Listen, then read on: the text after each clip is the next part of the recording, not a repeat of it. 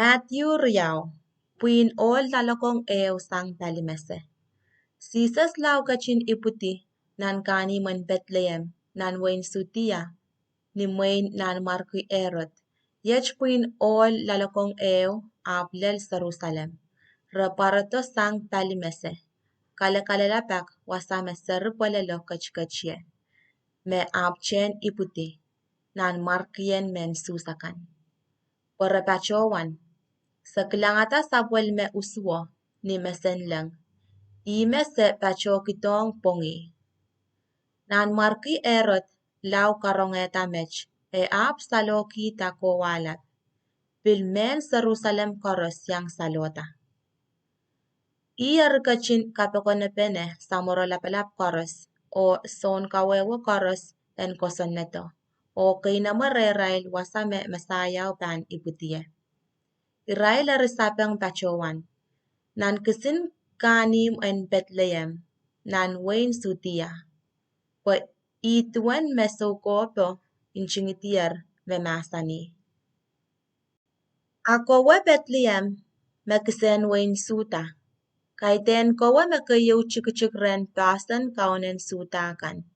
Wasang rem kaunen men pan parata me pan kalwa ne aramasakanen Israel. Erot erkachin kapekonepene ni rir. Puinen ol lalokong me parato sang palimeseo o kalalapak rail tuan anso me uswo parata.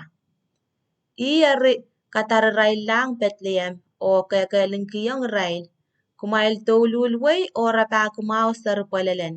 Makumail pan tiarata akumail pakair kitong ye poyen pilkowong yang pongi. Irail lau rong me pukach. Re ap mesel o pachipachola. O yech uswoche. Mere kilangata ni mesenlang paparata. Pe rail naniyalo o chiang kakare irail. Elau kainaneti wasa meseru polelo kachkachye. Ya uwan arperen ni arpureng kilangata uswo. Re ap petelong nan imo o kilangata seryo ren inemeri. Re ap kapareta ar kapuekan o meirangkiyong kol, incense o warpomao. Koch ap kachin masan yung rail nan arail mer. Rete papurala ren erot. Rail erisapan lang nan utaka rail kait ni apoch al choror. Lipalang isip. Rail lau pachola. John lengan kauno men paratong sosep ni memeir o masaniyong. Porta. Alesarien o ine. Changa kiniralang isip. Kapan kokosan wasaw. Ilaw pilpureng kay rekenuk tame ka enwia. Pwe erot pan rapaki sarien pwe en kamela. Sosep eri portache alesario o ine ni pongoche o masalang isip.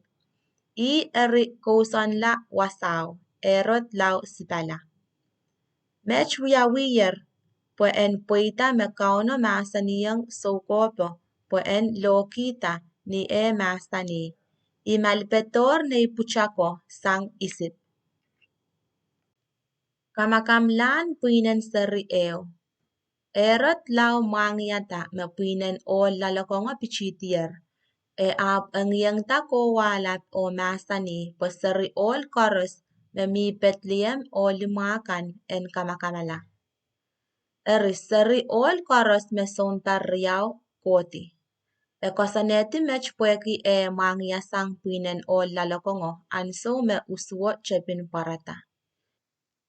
Ituen e poitar kokopen saramaya mekachichiki ngil eo peito sang rama yengilen mauk o mayay reisel mesangsangki na sarikan o solar kak insanamaula pueki iray koros ar melar. Sapal sang isip murun erot e sipala John lengan kauno men paratong sosep ni memeir o masaniyong.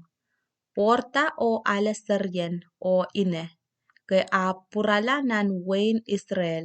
Pwe Israel ko memen kamela sarien remelar. Sosep eri portache alesario o ine. puralang wein Israel. Ani rongata me Arkelos me ut Williantisa me erot nan markian sutia perkita toululla wasau.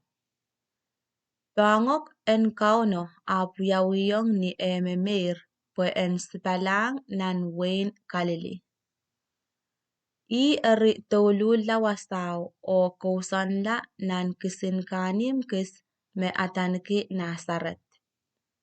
Eri mech wiyawiyar po en poita me sokop ako masani.